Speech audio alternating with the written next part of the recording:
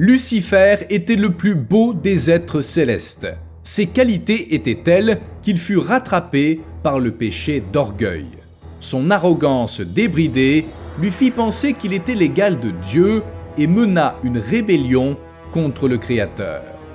Pour mener à bien son plan, le mauvais ange concocta un sophisme pour convaincre les autres anges, et le père du mensonge fut rejoint par un tiers des êtres angéliques qui habitaient les cieux.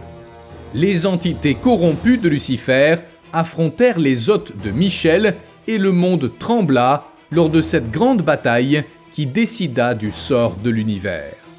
Les armées angéliques de l'archange Michel et les rebelles vainqueurs des démons furent chassés du ciel et jetés en enfer.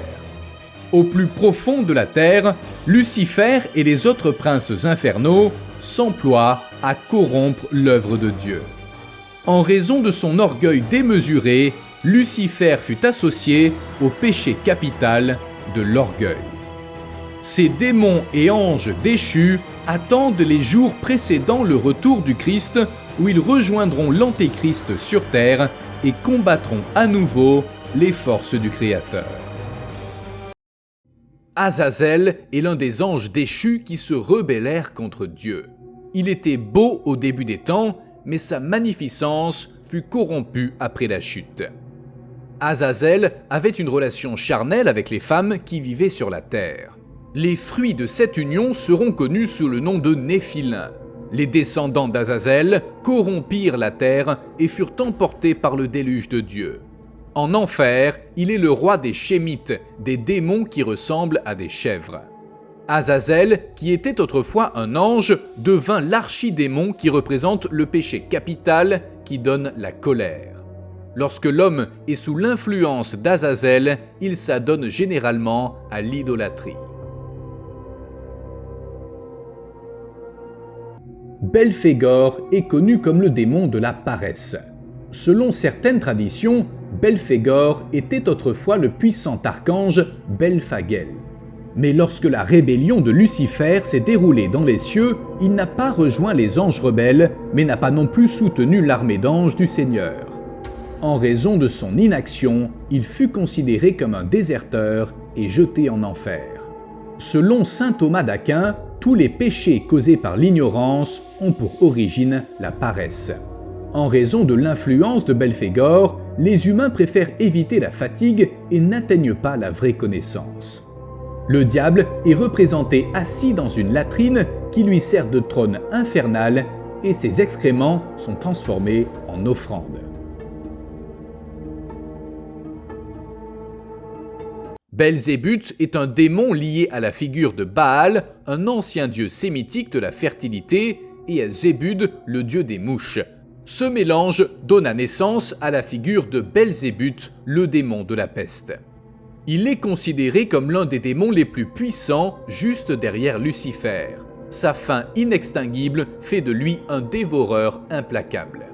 Les fléaux engendrés par ce démon ravagent tout sur son passage, c'est pourquoi il est lié au péché de gourmandise. Le seigneur des mouches et des pestes torture les âmes de ceux qui se dirigent vers l'enfer avec ses nuages de mouches, ne laissant pas un instant de paix à ses victimes. Belzébuth est l'un des démons les plus puissants de l'enfer. Selon certaines sources, il n'est surpassé que par Lucifer. Asmodée est l'un des plus puissants démons infernaux. Cette figure démoniaque est associée au péché capital qu'est la luxure. Asmodée entraîna les habitants de Sodome dans la dépravation. Pour cela, la ville subit la colère de Dieu et fut rasée. Le diable apparaît également dans le livre de Tobie où il exerce une forte influence sur Sarah. Ses maris mouraient toujours pendant leur nuit de noces. Mais grâce à l'aide de l'ange Raphaël, Tobie parvint à repousser Asmodée en enfer. Le démon consacra son existence à utiliser les pulsions charnelles des hommes pour faire des ravages et aliéner ceux qui sont sous l'influence du salut divin.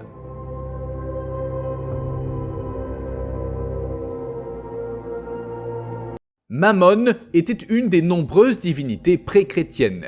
Il fut par la suite considéré comme une figure maléfique car il était lié au péché d'avarice et de cupidité. On dit que son apparence ressemblait à celle d'un noble décrépit aux traits déformés, serrant ses poches d'argent. Il construisit en enfer un grand palais rempli de veines d'or pour Satan. Les hommes stupides et cupides croyaient que c'était le paradis, alors qu'en fait, ils n'y trouveraient que la damnation. Jésus était opposé au culte de l'argent, incarné par Mammon. L'homme ne pouvait pas servir Mammon et Dieu en même temps. Ceux qui sont sous l'influence de Mammon se retrouvent dans une quête sans fin d'argent et de biens matériels et ne trouveront donc pas le chemin du paradis.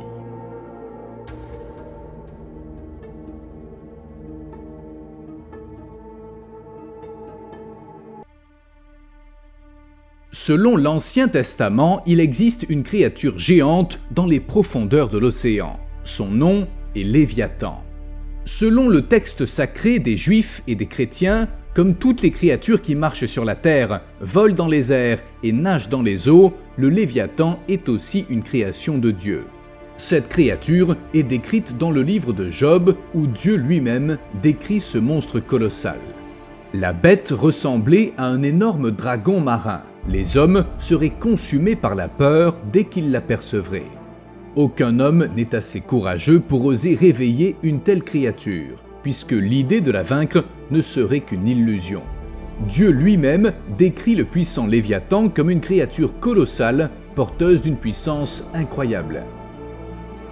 L'énorme monstre crée d'énormes vagues lorsqu'il se déplace.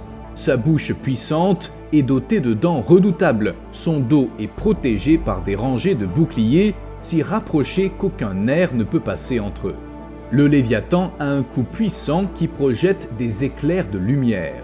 Il y a du feu dans sa bouche et de la fumée dans ses narines. Quand cette bête se lève, même les plus puissants s'enfuient terrifiés, car les épées, les lances et les flèches ne peuvent rien contre une créature qui a le torse aussi dur que la pierre la plus résistante.